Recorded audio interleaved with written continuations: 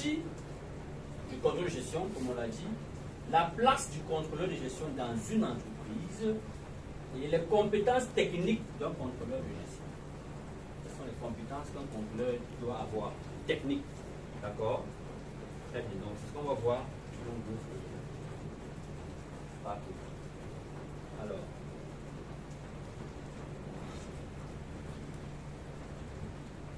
donc là, on a dit la définition. On définit le contrôle de gestion avec nos propres thèmes. Sur le plan technique, ici, on dirait que le contrôle de gestion est tout simplement un processus par lequel les dirigeants d'entreprise s'assurent que les moyens sont utilisés, c'est-à-dire les ressources, on dit moyens sur les ressources, sont utilisés de manière efficace et les deux termes qu'on a employés avant le début, n'est-ce pas? Les deux termes qu'on a employés avant le début. Donc vous savez ce que c'est. De manière efficace et efficiente pour atteindre l'objectif.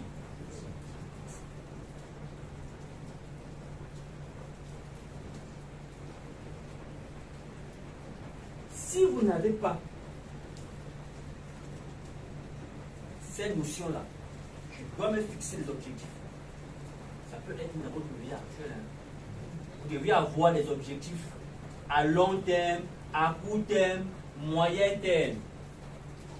Quelqu'un qui n'a pas d'objectif à long terme, court terme, moyen terme, il suit les autres.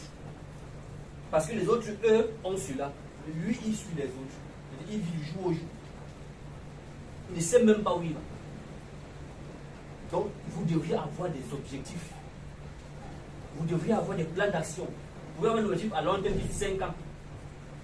Sur 5 ans, peut-être je veux être, c'est pas trop, meilleur, c'est pas programmeur en Afrique centrale, je veux être peut-être meilleur, c'est pas trop développeur ou meilleur comptable en Afrique centrale sur 5 ans ou sur 10 ans, c'est pas expert, c'est pas trop. Maintenant, pour l'être, il va falloir ici atteindre les objectifs à court terme. L'année-ci, je dois d'abord obtenir ceci, ceci, ceci. L'année prochaine, je dois faire ceci. L'année prochaine, ainsi de suite. Suivi maintenant quoi? Des plans d'action. Il faut que je fasse ça, ça, ça, ça, si je veux atteindre tel objectif l'année-ci. Je dois faire ça, ça, ça pour atteindre tel objectif l'année-ci. Au fur et à mesure.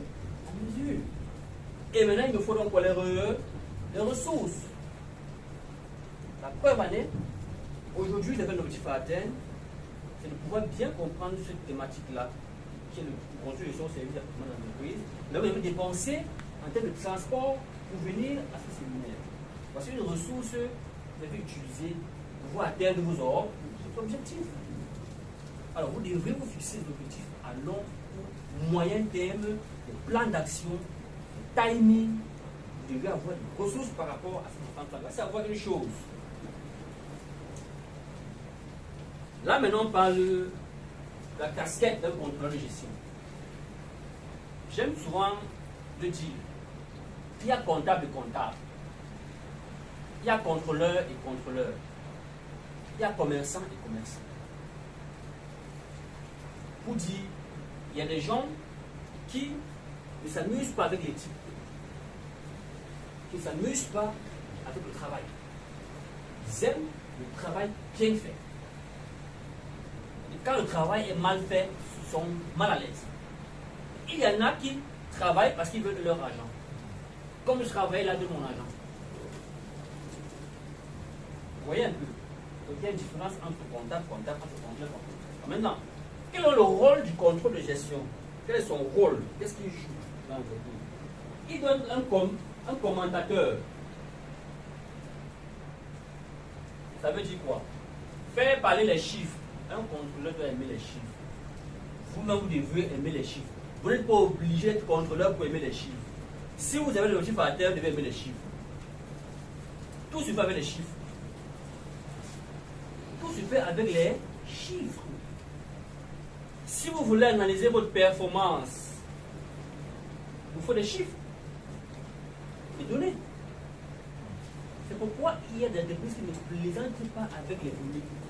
Ils ont les données depuis 1990. C'est stocké là. Parce que ça parle. Et un contrôleur doit aimer manipuler les chiffres.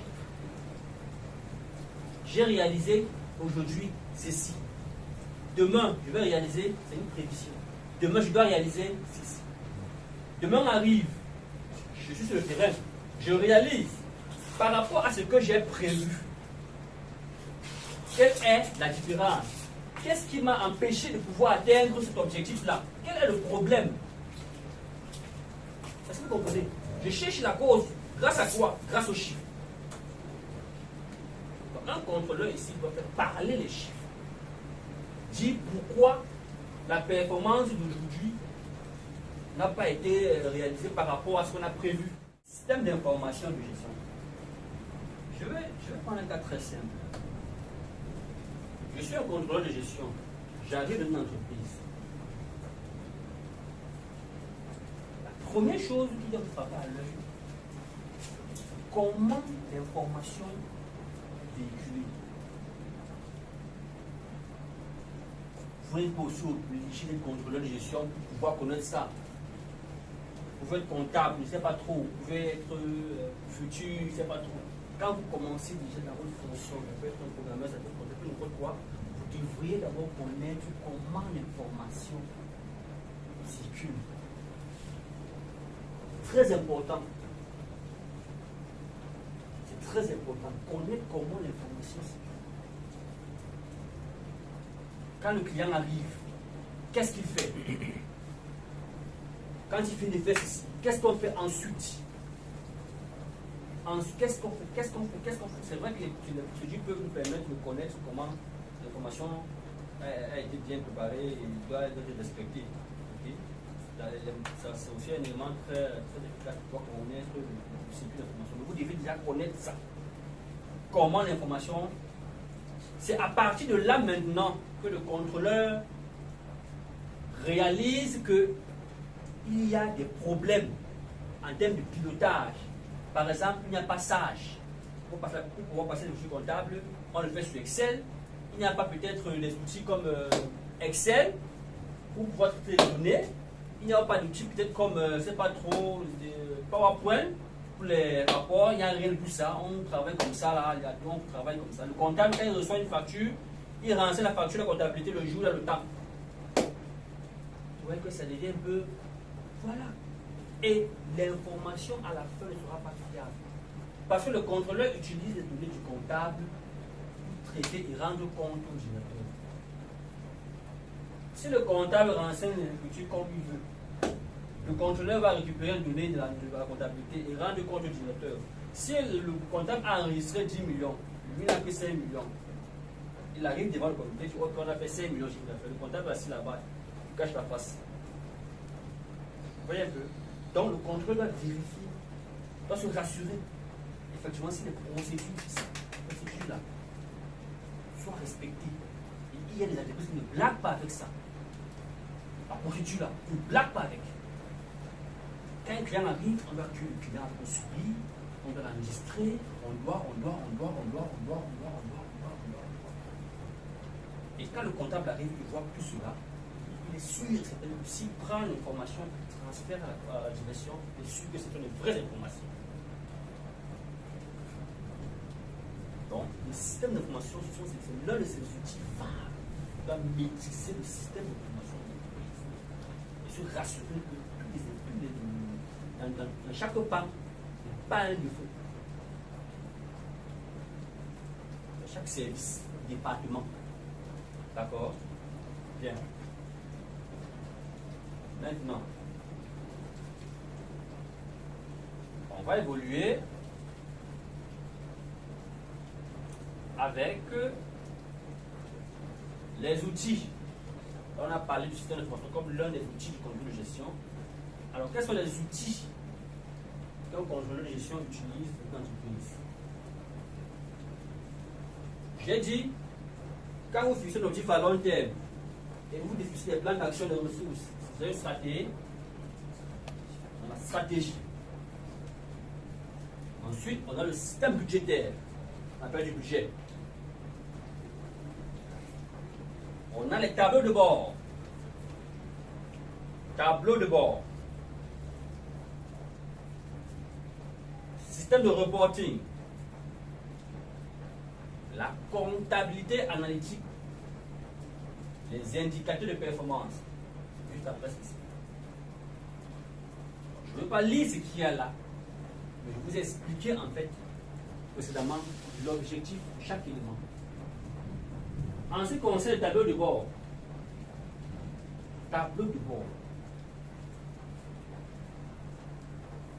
ce n'est pas tout le monde qui est contrôleur qui peut travailler le tableau de bord. Vous pouvez être n'importe qui, mais rien que ce outil-ci peut vous aider dans votre gestion. Tableau de bord. C'est pourquoi j'ai dit il y a contrôleur et contrôleur. Il y a comptable et comptable. Le contrôleur de gestion ici doit avoir des connaissances solides en comptabilité et finance. Bon, si vous n'avez pas encore fait la comptabilité un jour, vous ne savez même pas comment ça se passe. Moi, je vous dis déjà la vérité, hein. Ça sera très difficile pour vous. Parce que vous travaillez avec les données de la comptabilité. Si le comptable a renseigné les écritures n'importe comment, c'est vous qui déjà vous dites, il y a des écritures qui n'est pas complètes ici. Est-ce que c'est ok. Donc, connaissance sur la comptabilité et finance, capacité managériale. Si vous ne pouvez pas manager les gens, ce n'est pas votre. Oui, je vous dis la vérité. Si vous pouvez manager les gens, c'est un atout. Si vous êtes incapable de manager les gens, un petit problème pour être contrôleur de gestion. Parce que vous devez manager. D'accord? Manager les gens. Ensuite, maîtriser les règles de comptabilité, comme on a dit précédemment. Maîtriser les outils informatiques. Maîtriser les outils informatiques. Excel, Word, PowerPoint, Outlook, et bien d'autres. Maîtriser les outils informatiques. Ensuite, maîtriser le pack office. Je l'ai dit. Le pack office. Bon, quand l'outil informatique, c'est quoi? C'est l'ordinateur. Hein? Le portable là et tout ça. Oui. Donc ici, bonne connaissance des métiers et du fonctionnement de l'entreprise. Bonne connaissance des métiers. Si vous êtes contrôleur de gestion, vous devez connaître le métier de tout le monde. Le comptable, voilà comment il fait. RH, voilà comment elle fait. Sur le stock, voilà comment il doit faire. Vous connaître ici les métiers du fonctionnement de l'entreprise. D'accord? Voilà. Ensuite, capacité d'analyse et être minutieux et rigoureux.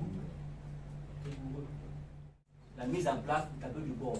On peut utiliser l'un des outils du contrôle de gestion pour pouvoir optimiser sa gestion ou la gestion d'une entreprise par rapport à un domaine bien précis.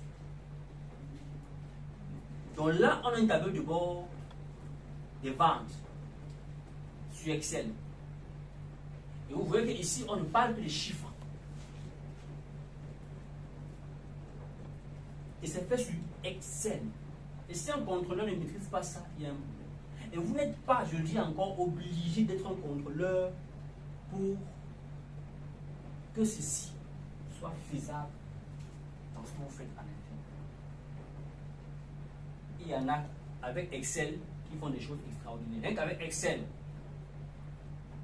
ils connaissent uniquement Excel. Mais rien qu'avec Excel là, il est connu.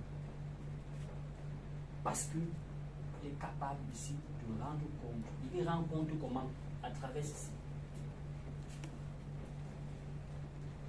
Vous êtes là, vous n'avez pas eu l'opportunité de voir à quoi ceci ressemble. Mais quelqu'un nous a dit, bon, moi, je veux apprendre ceci, je veux connaître ceci. Et au moment où il a connu comment utiliser les éléments d'Excel, il fait des choses extraordinaires.